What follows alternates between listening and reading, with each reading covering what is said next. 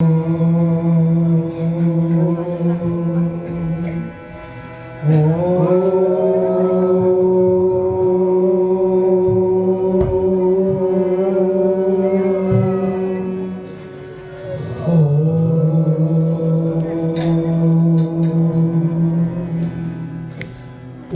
नमो शिवाय। हरि ओम नमो शिवाय। ओम नमो शिवाय। हरि ओम नमो शिवाय। ओम नमो शिवाय। हरि ओम नमो शिवाय।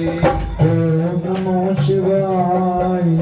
ओम नमो शिवाय। ओम नमो शिवाय। ओम नमो शिवाय। ओम नमो शिवाय। ओम नमो शिवाय। ओम नमो शिवाय। ओम नमो शिवाय। ओम कलिं कृष्णाय नमो। ओम कले कृष्णाय नमो। ओम कलिं कृष्णाय नमो। ओम कले कृष्णाय नमो। ओम कलिं कृष्णाय नमो। ओम कले कृष्णाय नमो। ओम नमो भगवते वासुदेवाय। ओम नमो भगवते वासुदेवाय। ओम नमो भगवते वासुदेवाय। ओम नमो भगवते वासुदेवाय। बोल सद्गुरुदेव महाराज की जय। परम पूजनीय महात्मा ज्ञानगिरी जी महाराज की जय। बोल शंकर भगवान की जय। बोल सियापति रामचंद्र महाराज की जय। पवन सुत हनुमान की जय। बोल राधा कृष्ण भगवान की जय।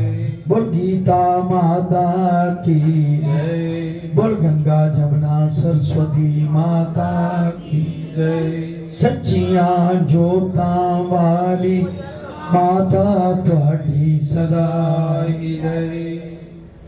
गुरु रूप साध संगत जी, सुबह गुरु कृपा से उनकी रहमत द्वारा 16वें अध्याय का पाठ हुआ था।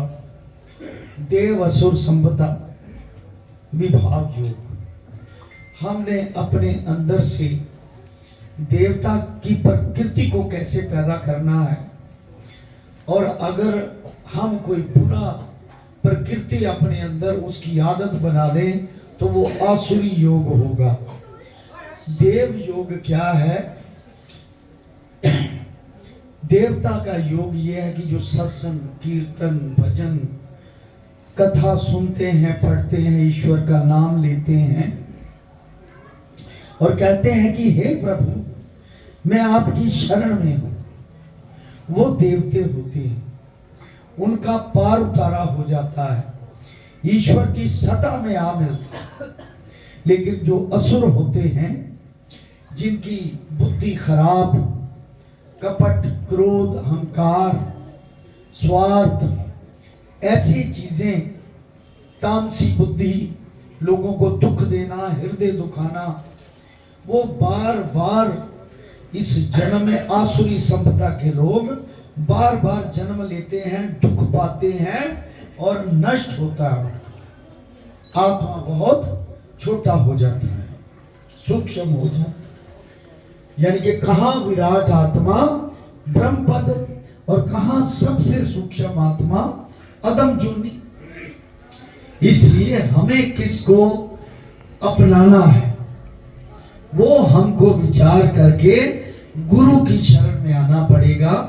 जब गुरु की शरण में आएंगे तो गुरु प्राकृतिक रूप में, अपने भक्तों के रूप में कोई ना कोई ऐसी वाणी, कोई ना कोई ऐसे शब्द आपके कान में गूंजेंगे, आपका मन लगना शुरू हो जाएगा ईश्वर की चरण में।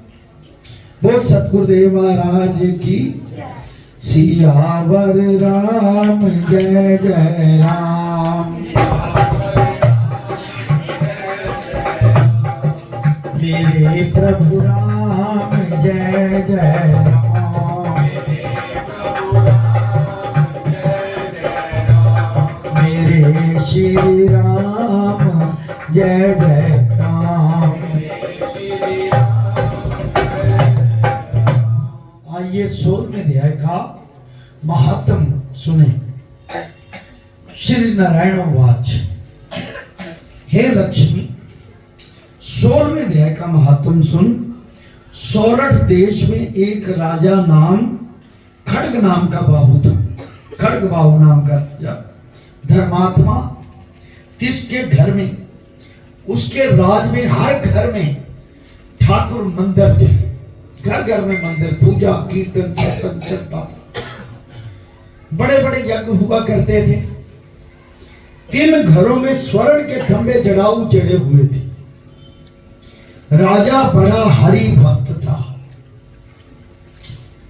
जिस नगर का राजा हरि भक्त हो, वो इसीलिए साधु की ज्यादा इंपॉर्टेंस है नगर में।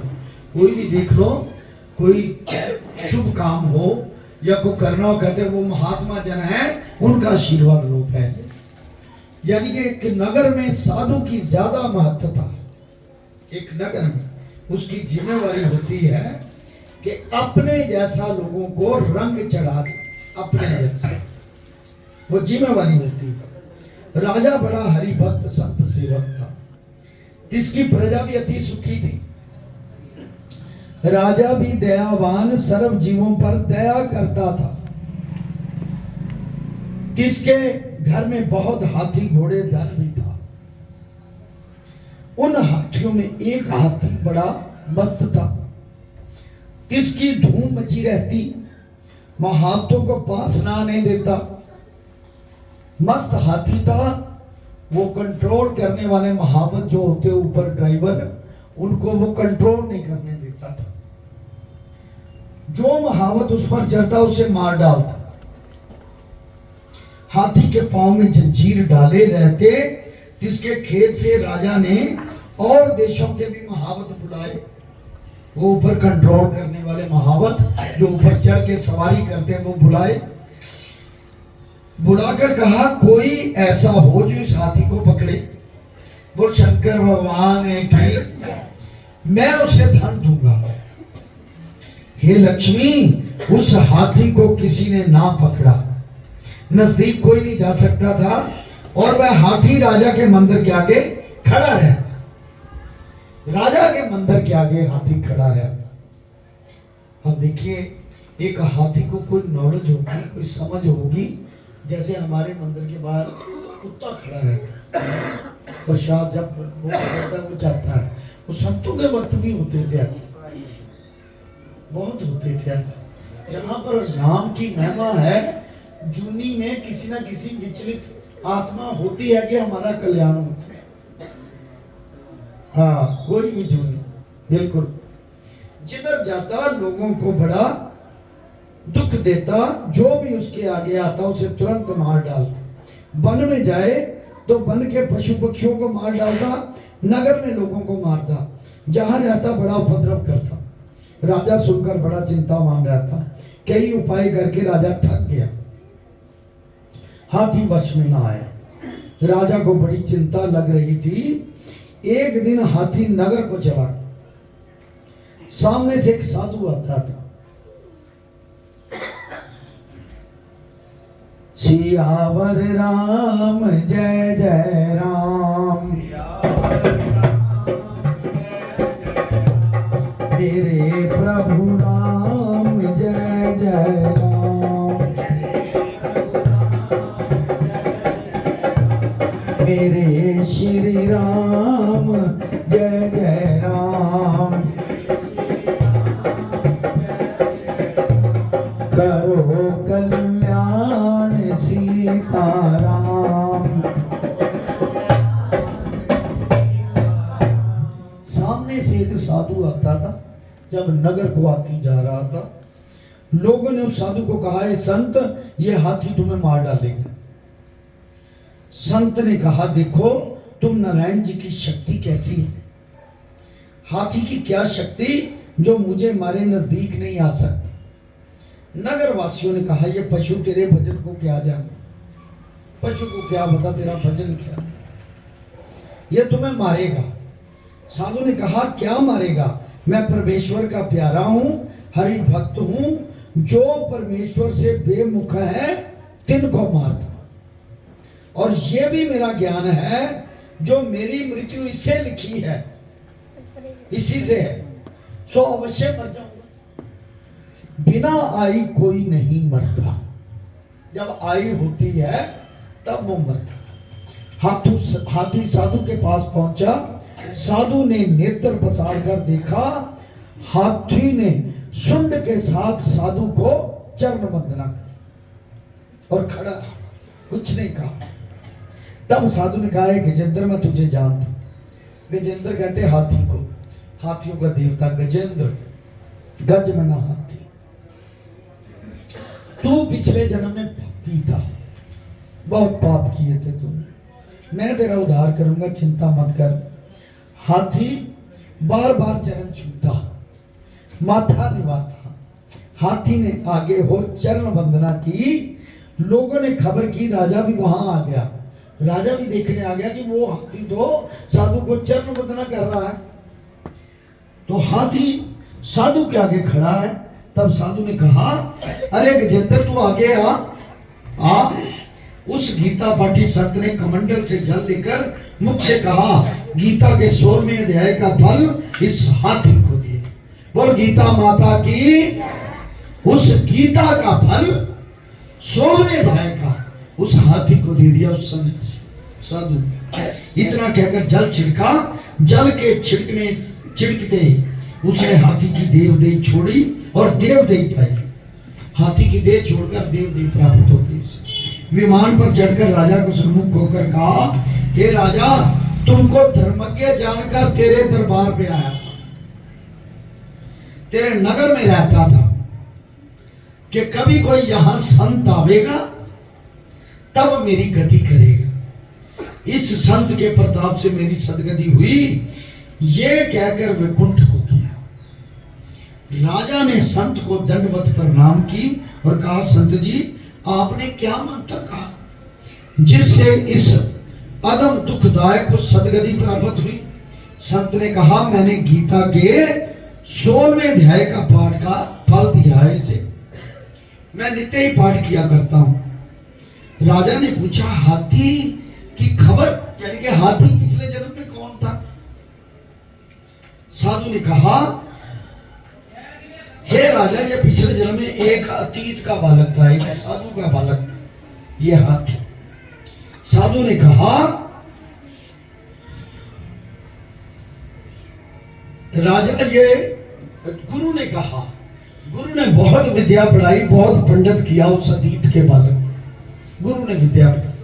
वह अतीत तीर्थ यात्रा को गया, पीछे उसकी शोभा बहुत हुई, अच्छे अच्छे सत्संगी उसके दर्शन को आते। उस बच्चे गए, उसको विद्या बहुत गुरु ने पढ़ाई थी। 12 वर्ष पीछे गुरु जी आए। वह अतीत मगन था, समाधि लगाए। जैसे एक बार हमारे भी गुरु महाराज जी के शिष्य थे कैलाश गिरी जी महाराज, मालपुर में उनका आश्रम था, उधर रहते थे मालपुर में। बाद में सन्यासी हुए। तो संत जी गए, साथ में पंडित बलदेव किशन जी भी थे। तो उन्होंने माथा टेका, पंडित बलदेव किशन जी ने, ये समाधि नहीं रहे। तो संतों ने भी माथा टेक दिया, चेले थे संतों। वो थोड़ी सी आंख खुली तो देखा, कहते गुरु जी तुसी क्यों मत्था मैनू टेकिया? कहते नहीं टेकिया, भी टेक देता है। यानी कि उससे जितनी भी पावर थी, तू समाधि में है, तू समाधि लगाई, तुझे नहीं पता तेरे गुरु आए हैं। वो तो नकली समाधि हुई ना। या फिर अहंकार हो गया कि मुझे देख के ये ना कहे कि ये खाली है, कई तरह की शंकाएं हो जाती। तो सारा ऐसे बर्तन जैसे खाली हो गया, ऐसे वो हो गए। फिर एक बार गुरु जी के पास आए कि मेरे पास जो आपने दिया था वो नहीं रहा, मेरे ऊपर कृपा करो, मुझे दोबारा। बोल शंकर भगवान की। देखो ये प्रैक्टिकल बातें हैं, सच्ची बातें हैं, तभी मन बनता है किसी का कि ये बातें सच्ची हैं, ये हुई हैं, तो मन लगता है ईश्वर की तरफ। कहते हुए अतीत मगन रहा, मैं बड़ा समाधि लगाए बैठा था, मन में सोचा अब इनके आदर को उठता हो तो मेरी शोभा घटेगी। लोग जेड़े मैंने मत्था टेकन आते कहते भी किसी को मत्था टेकता, शोभा घटेगी। ये सोचकर नेत्र बंद कर चुप हो रहा, नेत्र बंद करके चुप हो रहा कि मैं समाधि का मैं केड़ा देखा। गुरु जी ने देखा, मुझे देखकर इसने नेत्र बंद किए।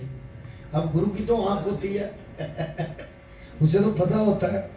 ये देखकर श्राप दे दिया, कहा हे मंदमत, तू अंधा हुआ है, मुझे देखकर सिर नहीं निभाया, ना उठकर दंडवत की, तेने अपनी प्रभुता का अभिमान किया,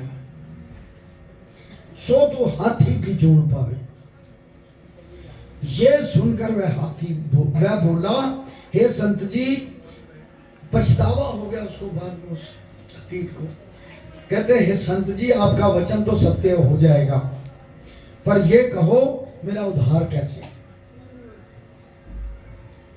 गुरु जी को दया आई और कहा, जो गीता जी के 16वें अध्याय के पाठ का संकल्प करके तुझे देगा। देखिए यहाँ एक बात है कि 18 अध्याय में 18 अध्याय की अलग अलग इंपॉर्टेंस है। किस अध्याय से किस तरह के लोग तरते हैं, किस तरह का पालन होता है, ये नई नई खोजें हैं, ये निकालनी चाहिए बीच में से।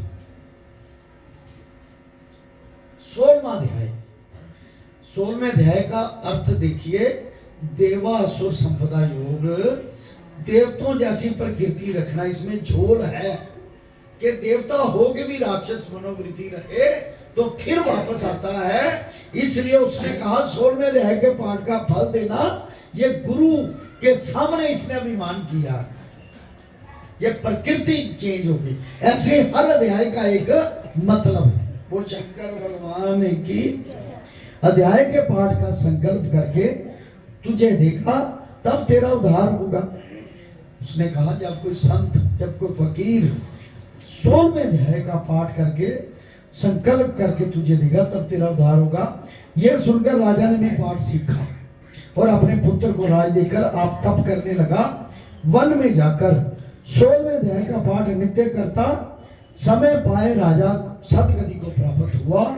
श्री नारायण जी कहते हैं, हे लक्ष्मी, ये 16वें अध्याय का पद। श्री पद्म पुराणे सतीश्वर संवादे उत्तराखंडे गीता महात्म नाम षोडशोध्याय पूर्ण।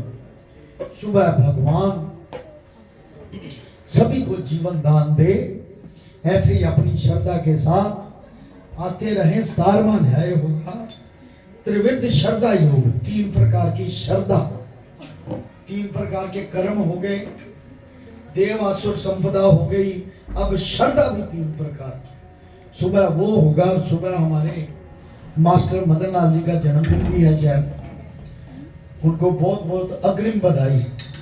अग्रिम कहते हैं मतलब पहले ही बधाई। भगवान इनको लंबा जीवन दान दे, भगवान के चरणों में लगाए रखे, अपने चरणों में इसे, और ऐसे ही ईश्वर की सेवा करते रहे सारा। बोल सतगुरुदेव महाराज की। ओम नमो शिवाय, हरि ओम नमो शिवाय, नमो शिवाय, ओम नमो शिवाय, हरि ओम नमो शिवाय, ओम नमो शिवाय, हरि ओम नमो शिवाय, ओम नमो शिवाय, ओम नमो शिवाय, ओम नमो शिवाय, नमो शिवाय, ओम नमो शिवाय, ओम नमो शिवाय, ओम कली कृष्णाय नमो, ओम कली कृष्णाय नमो, ओम कली कृष्णाय नमो, ओम कली कृष्णाय नमो, ओम नमो भगवते वासुदेवाय, ओम नमो भगवते वासुदेवाय, ओम नमो भगवते वासुदेवाय, ओम नमो भगवते वासुदेवाय, ओम नमो भगवते वासुदेवाय, ओम नमो भगवते वासुदेवाय। बोल सद्गुरुदेव महाराज की जय।